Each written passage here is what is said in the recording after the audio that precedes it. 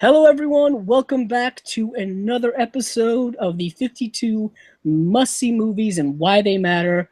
And all of the films we've been getting are from this book here, put out by Turner Classic Movies with a foreword by the late, great Robert Osborne, a champion of classic movies and classic movie education. And we are just honoring him by going through all of these one by one.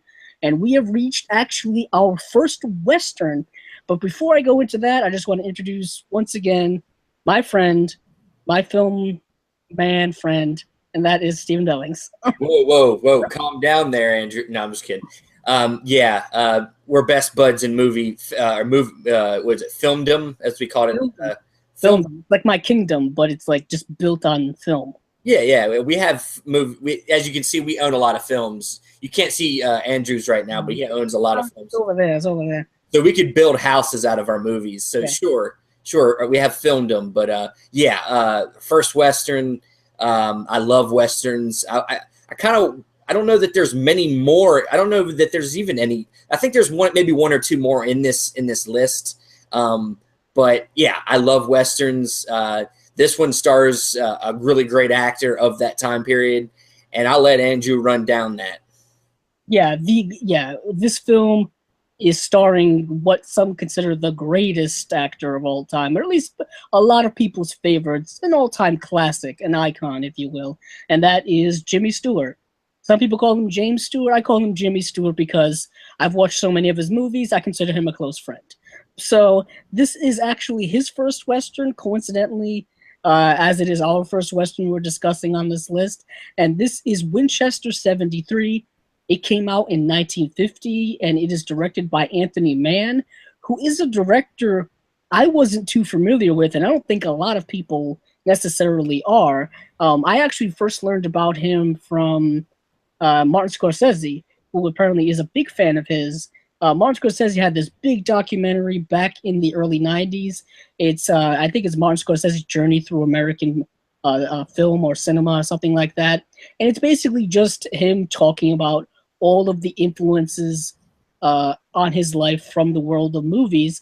And when he talks about Westerns, he talked about Anthony Mann, and I didn't know who Anthony Mann was. So after that, I decided to start watching some Anthony Mann films, and then I realized that he and Jimmy Stewart collaborated a lot together. They collaborated on a total of 8 films, 5 of them being Westerns, and the Winchester 73 being the first Western that they collaborated on. For a list of all of the movies, here we go. Winchester 73, Bend of the River, Thunder Bay, The Naked Spur, The Glenn Miller Story, The Far Country, The Man from Laramie, Strategic Air Command. And these range pretty much from 1950 through 1955. So we're talking about a lot of movies in a very short amount of time. Back then, this movie studios would just keep pumping out movies, and actors were constantly working, apparently.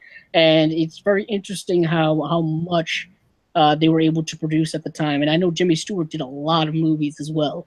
He has a very long filmography, and it was very interesting seeing him in a Western for the first time. But for those of you who are not familiar with this film, we're going to spoil the hell out of it. So see this movie if you don't want to be spoiled, but if you don't care at all, stick around because we will be discussing it rather in depth. And for those of you who don't know the plot, I'll give it to you kind of briefly here. Essentially, this film follows around both the Jimmy Stewart character as well as a prize rifle, a Winchester rifle. It is a very famous, well-known gun in the history of guns. It is known as the gun that won the West. You know, it's a repeating revolver. It's a very efficient weapon. It's very coveted, especially in this movie.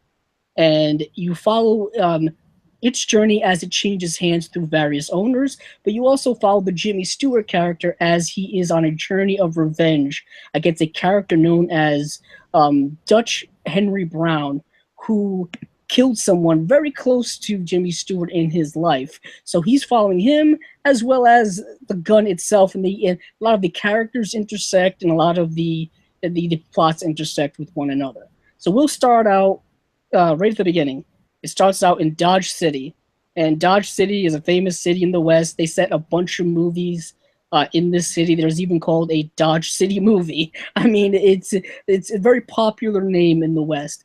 And Jimmy Stewart is pursuing this Dutch Henry Brown. He believes that he's in this town, so he decides to go there. And when he first gets there, he runs into a very famous, very well-known person from the West, and that is Wyatt Earp. But as Steven mentioned before, we started this video. It's very different Wyatt Earp than we have known. I know Steven's a big Western fan, so he's seen a lot of movies with the character of Wyatt Earp. And Steven, what did you actually say about this Wyatt Earp? He's an older, more laid-back Wyatt Earp.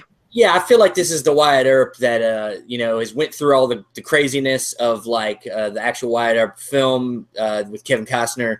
Went through the Tombstone age, and now he's settled down, and he just likes to have jokes and pretend that he's still cool, but he's not really cool anymore. But people respect him, and they give up their guns when they come to town because he's Wyatt Earp. Yeah, it's definitely not the Tombstone Wyatt Earp, yeah. Not the huge bushy mustached Wyatt Earp that we're used to seeing. And it's very interesting how it's a small role. It's not like a huge thing, but yeah, when you come to Dodge City, you got to hand over your guns to the sheriff. Actually, no, he's a U.S. Marshal. Actually, he's not the sheriff. U.S. Marshal, a little bit higher ranking. You can do a lot more when you're a marshal versus when you're a sheriff. So he decides to hand him his guns, and right away, and actually before that, we see that the Wyatt Earp character is ushering some woman onto the stagecoach.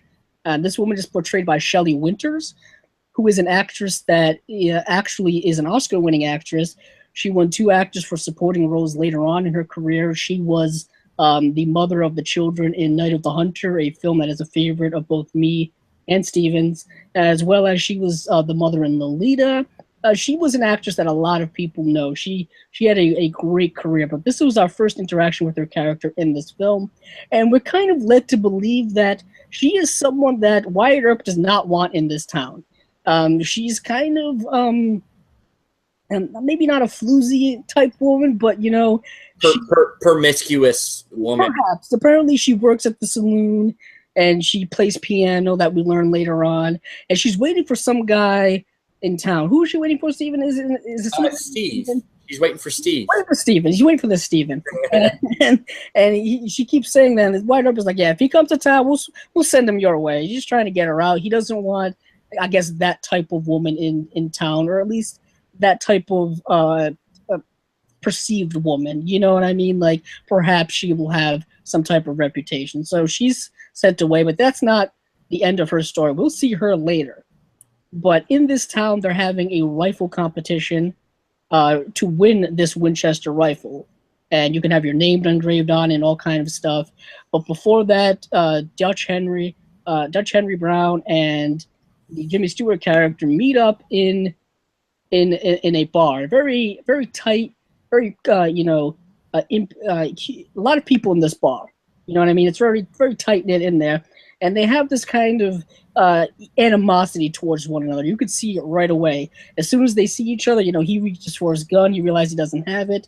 And there's this nice little, like, almost game they're playing at the bar where Dutch Henry Brown sends him, like, sends him a glass of milk, almost to say, oh, you're not man enough to drink alcohol. So here's your milk, you little kid, basically. You know what I mean? So, but then they go on to have this competition to win this rifle. Well, everybody wants this rifle, and of course it comes down to them two. It comes down to them two because they're the 2 best marksmen. It turns out that they were both taught by the same person, but that's kind of revealed later on. And they go back and forth. They shoot targets farther away, and then they realize, okay, target is pointless. How about, we throw a coin in the air. We'll shoot it. Whoever misses would win. Okay, they both hit it. And then Jimmy Stewart character says, oh, how about we shoot this little, one of the little things from the Native Americans' necklace. And he throws that in the air, and they both meet, and they hit it. And then there's the thing with the circle in it. It's kind of part of the necklace as well. And the Jimmy Stewart character contends that he shot through the circle as opposed to actually hitting the item. And of course the other Dutch Henry Brown says that's that's BS. Of course you're just saying that because you missed. And so the Jimmy Stewart character is like, you know what? Let me put this stamp over the hole. If I shoot through this, I win this. And if I miss, you win the gun.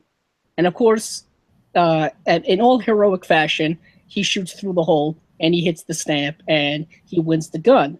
And of course, after that, they want to get out of town. They want to get out of Dodge, as the saying goes. And the Dutch Henry Brown and his crew are about to leave, and the Jimmy Stewart character are going to leave because you can't fight in this town. Wyatt Earp won't have it. But before that happens, Dutch Henry Brown and his gang essentially jump the Jimmy Stewart character in his hotel room, speed him up, steal his gun, and they get the hell out of Dodge. But they leave their guns behind because all the guns have been confiscated. And from there it's kind of a wild goose chase between these two characters. But it's also the gun changing hands from the Dutch Henry Brown character. He goes to this hut. Not this hut, but this market out in the middle of nowhere. There's trading post.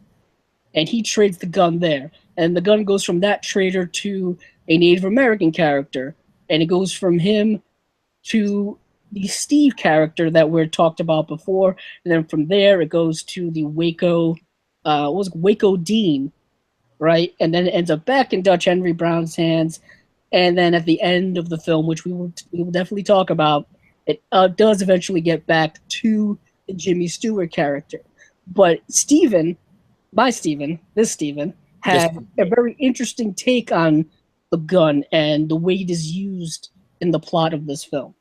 Yeah, I mean, I was just saying to him before we shot this that this is a really good early use of the MacGuffin, which, if you don't know what a MacGuffin is, it's a plot device in a story that is used to kind of be the driving force of the story, whether it be the Tesseract in Avengers or, something like that, something that all the characters are going after, or somebody or something that they're going after to drive the story forward. And in this story, it's the Winchester. Everybody wants this Winchester. And, obviously there's other motivations at play, but the Winchesters, everybody's kind of, especially the one guy that wants it so bad, that steals it from Jimmy Stewart. It's like, yeah, he wants it. Like, for some reason, it's like he has to have it. It's just a very interesting, as you said before, just a really good screenplay and really interesting way to tell this story. Yeah, the one thing I was commenting on before we started rolling is that the screenplay is very tight. This film is not very long. It only clocks in at an hour and 32 minutes, and that is including credits as well. So you're talking about a film that probably is under an hour and a half, and it's very tight and it's very fast paced. It is a journey of a film. Like, once they leave Dodge City, pretty much after that first act, everyone's constantly moving, everyone's constantly going to some place and doing something. Like I said, the Dutch Henry Brown and his gang go to that trading post, but the Jimmy Stewart character is also pursuing him to that trading post as well. And then the Dutch Henry Brown character leaves there, and the gun goes someplace else. So there's all these moving parts happening, so the film constantly progresses forward until eventually it all comes to a head. So before we get there, we have to talk about this because there is Native Americans in this film, but if you are familiar with the way Native Americans are portrayed, typically in Hollywood, in the old Westerns, it's not very favorably. As we could tell in this film, they don't even use a Native American actor to portray the main chief, if you will, and he's called Young Bull, and he's actually portrayed by Rock Hudson. Rock Hudson with a great tan. Granted, the film's in black and white, so you can't tell, but I'm assuming they gave him a great tan. I mean, it's really insensitive, and that has been a problem in Hollywood pretty much since the beginning all the way up till now. We're still having whitewashing problems as it is, and the fact that they cast Rock Hudson, who I think at the time wasn't as big a name as he would become, and the fact that they would do it, I wouldn't say you have to forgive it. You almost have to just let it play out. It's not a big role. It's not something that I think is very important to the film. But of course, it is problemsome the way they portray Native Americans as essentially being either savages or something like that. You know what I mean? They're not portrayed very well. They're not portrayed very three-dimensionally at all. You know, they're portrayed to be very dumb, very animalistic type people, and that's kind of how they're portrayed in this movie. You know, when the Native American chief, Young Bull, gets the rifle, you know, he is attacking cavalrymen. And the this is when we see the Shelley Winters character reappear in the film. This is when we see the man she was waiting for in Steve, who's kind of a wishy-washy type guy. You know, he's kind of a weakling. I mean, they're being attacked by these Native Americans, and he decides that he's just going to leave her and go get help, if you will. You know, by help, I mean he's just going to run away on a horse. But he does come back and get her once he realizes, oh, there are cavalrymen in that valley over there. Granted, he doesn't know that those cavalrymen are pinned down by all of the Native Americans surrounding them in an almost Custer's Last Stand way. They do reference Custer's Last Stand, who was this famous American general who was fighting the Native Americans in the West, and his whole troop was killed by Native Americans because he was actually an arrogant kind of idiot, where he vastly underestimated the Native Americans, and he ended up getting him and his troop all killed. So they reference them a few times in this film to kind of give you a basis of the era in which this film is set.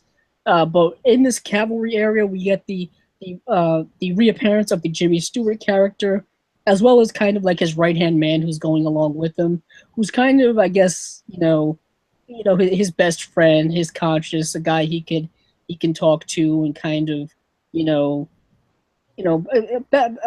like me and Steven, you know, I talk to Steven, Steven talks back to me, we bounce off of each other, you know, because going alone in the West can be very dangerous, as this film definitely shows. So they kind of all meet in this area. So you have the rifle, the Jimmy Stewart character, the Shelley Winters character from before, her friend Steve. You got all these characters bumping into each other, and they all don't quite realize that the rifle is is in the same place. The Jimmy Stewart character doesn't. So they have this big kind of shootout, this big action sequence that happens essentially in the middle of this film, this fight between the cavalrymen and the Native Americans. And it's really interesting how exciting that was. I mean, this was kind of, you know, cowboys versus Indians, you know, that old game that a lot of people used to play as kids were from these movies and from a movie like this, you know, and it really kind of gives the film a bit of an action beat that I think it needed, you know. Stephen, what do you think about the scene? I thought it was actually well directed. Yeah, I was gonna say a lot of the action in this movie was actually really well done, and specifically that scene. I mean, you know, just the way it was shot, how, you know, it's quick. It's not quick cutting to the extent of being annoying. I say, you know, going back to kind of a little bit what you were talking about the pace of this film.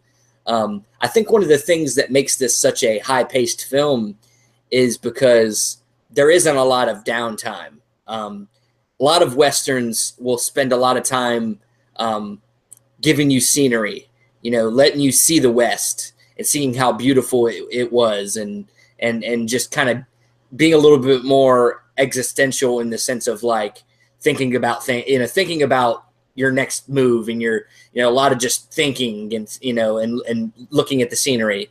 But in this movie, it's less about that, more about plot, you know, more about moving things forward, and not. So there are some beautiful shots, but, you know, especially some shots of them running across, you know, a field and seeing the silhouettes, and there's some great shots, but for the most part, you don't get a lot of downtime with these characters. They're all. That brings up another point where there is really kind of no romanticizing the West in this film. Yeah. You know, there's a lot of films in the Western genre that are kind of romanticizing it, you know, make it look like it's this, you know, this kind of cool place to be. Like, you want to visit there. You wanna ride with John Wayne. You wanna visit Monument Valley. You wanna hang in a saloon and stuff like that. No, this film is kind of darker. This film has like shootouts and, like I said, existential threats from the sense of like physical threats. Like you could die out here in the West. You could be shot by bandits. You could be attacked by Native Americans. You could just, if you get lost in the desert, you're gonna die of starvation or thirst. It's a very Yeah, apologetic look at the West. yeah, and I was talking to you about this before. Originally, this film was actually going to be directed by Fritz Lang, who is really well known for a lot of great film noirs. And just thinking about this film and how it has some of them elements, and as you said, it's a darker film, it's a darker Western. I feel like it would have been very interesting to see a Fritz Lang Western film like this. But you can see that they still stuck with some of the same kind of direction and themes to have this result, and it makes for a very entertaining, different type of Western. Yeah, Anthony Mann is a director who I think is a lot grittier when it comes to the westerns and his films in general. He was someone who wasn't like John Ford or someone like a Howard Hawks, where like I would say, they were more romanticizing the West. Anthony Mann, he used to do a lot of film noirs, a lot of like stuff like that. Like he did like Raw Deal and T-Men. So he comes from that film noir, that street gritty style. So he was able to bring that to the West in a lot of his films. And I really appreciate that because it's kind of a precursor to the stuff we would see in the 60s, the stuff we would see with like the Wild Bunch or stuff like that. The Sam Peckinpah westerns, which were a lot grittier. It took a lot from the Sergio Leone spaghetti westerns, which were of course a lot dirtier and a lot grittier. We're dealing with a lot more of the existential stuff with the West, but also the danger of the West as well. The bandits and stuff like that. I mean, it's very interesting if you track the history of the American Western. Kind of where it started, where it evolved to, and kind of where it is today, which is almost non-existent. I mean, it's still here, it's still around. There's still westerns popping up every now and then. I mean, Quentin Tarantino trying to reinvigorate the spaghetti western. But we have other people trying to do the westerns, but a lot of western motifs or themes are taken and moved into other genres. You know what I mean? The idea of the hero, the gunslinger, something like that. All of those are kind of moved around. But in this film, a lot of those things are there, especially in the Jimmy Stewart character when it comes to revenge. Like I said, this is a revenge story. And when we get towards the end of this film, and that's where we get to see a lot of the plot kind of come to fruition. A lot of the plot elements that we weren't privy to before kind of come to light. We learn that the Dutch Henry Brown character is not just somebody Jimmy Stewart hates, but that it is actually his brother, and that they actually grew up together, and that Dutch Henry Brown killed their father. And that is why the Jimmy Stewart character has been pursuing him, assumingly all over the West for a while, and he just won't stop. There are scenes earlier in the film where his friend is telling him, maybe we should camp for the night. You can barely stand on your horse, you're gonna fall off, or something like that. And he's like, no, just got to keep going. We have miles to go, and we'll be wasting time otherwise. We've never been closer than we are right now. Just keep telling yourself that mantra. And it all comes to a head here at the very end. But before I get to that, there's another shootout scene at the kind of home of the Steve character, who I mentioned earlier is kind of not the strongest of guys. There's a lot of masculinity in this film, and a lot of discussion of the masculinity of the West. You have these big macho guys in the Jimmy Stewart character, who was named Lynn McAdam, and of course the Dutch Henry Brown guy, the Waco, Waco Johnny Dean. That's his character. We get all these macho, egotistical guys, and this Steve character is very much weaker. He's kind of an underling of the Waco Dean character, and we see that his weakness pretty much leads to him getting killed, getting just shot because he's too weak to kind of protect the Shelley Winters character. He's too weak to protect his home. He's kind of just a weak guy in general.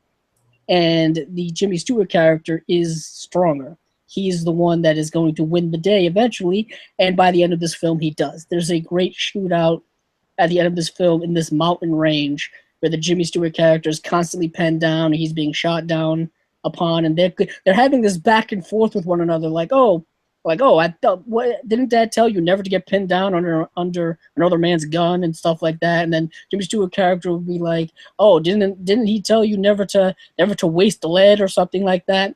Until eventually the Jimmy Stewart character does shoot his brother, and he falls off the mountain. He somehow finds his body and retrieves his rifle, and that is the end of the movie. It's a very quick watch. There's not a lot to this movie, but it is essential for several reasons, like I've mentioned. It is the first Anthony Mann, Jimmy Stewart collaboration. It is the first Western for Jimmy Stewart, which I think is something that really he was looking forward to do to reinvigorate his career. For those of you who don't know, Jimmy Stewart served in World War II. I believe he was a fighter pilot. So from the years 1941 to 1946, he and a lot of other actors who went off to serve in the war didn't do any movies. So once he came back, there were a few kind of flops he did after he came out. Coincidentally, his most well-known film he did in 1946 with It's a Wonderful Life. But after that, he had a couple of films that were flops for him. But some that I actually really like. I think Call Northside 777, which is a film noir with starring Jimmy Stewart, is really good. Of course, he did Hitchcock's Rope. This film was also actually was packaged together with another film from Universal at the time, and that was Harvey. Basically, Harvey was a role that I believe he had done in the theater beforehand, and they wanted to make a movie out of it. Harvey's a great movie, so it was packaged along with Winchester 73 to come out in 1950. But yeah, it's a different role for Jimmy Stewart.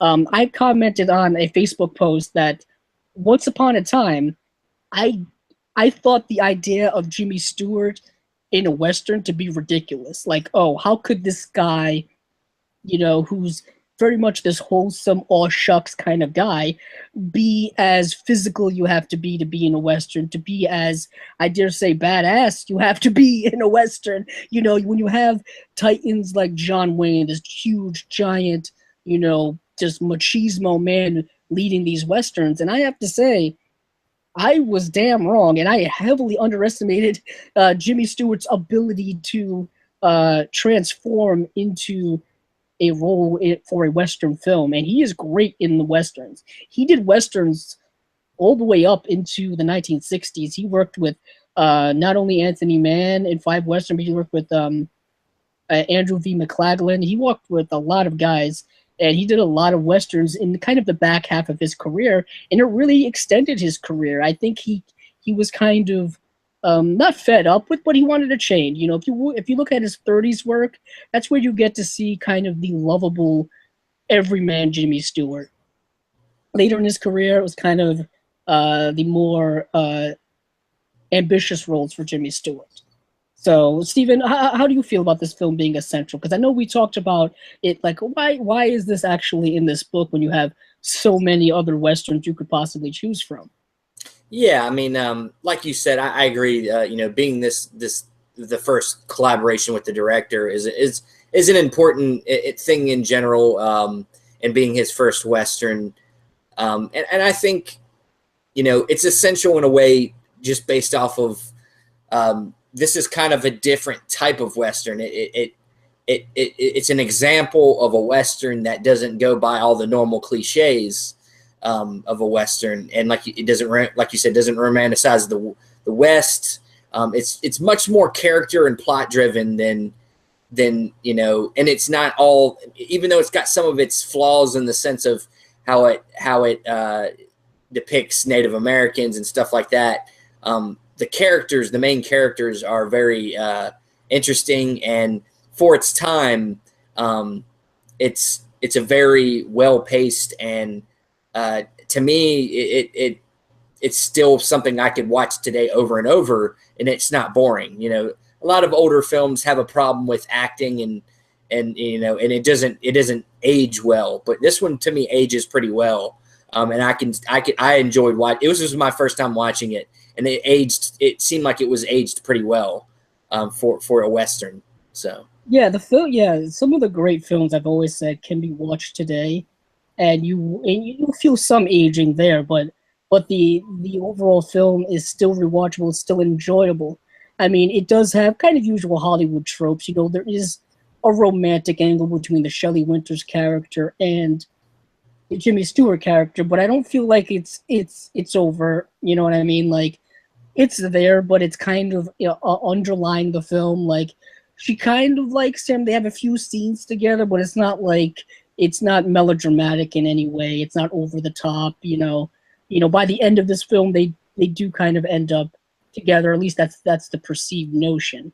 But yeah, I think it's a good film. I think if you're a Jimmy Stewart fan, I think you have to watch it. You know, if you're a fan of classic movies, you know, classic filmmakers like Anthony Mann, I think you have to watch it. But yeah, I definitely recommend it. And it's interesting how of all the westerns it is on this list. You know, there's a lot of John Wayne they could have put on here. You know, I think we'll touch about John Wayne later on. I'm pretty sure we're doing the Searchers, so you know we're gonna talk about John Wayne and his very long career, his very controversial political ideals and all that kind of stuff. But Jimmy Stewart was a very different hero of the West, and that's what I really like about him in these westerns. So, with all that being said, I don't think we have much to say about it left.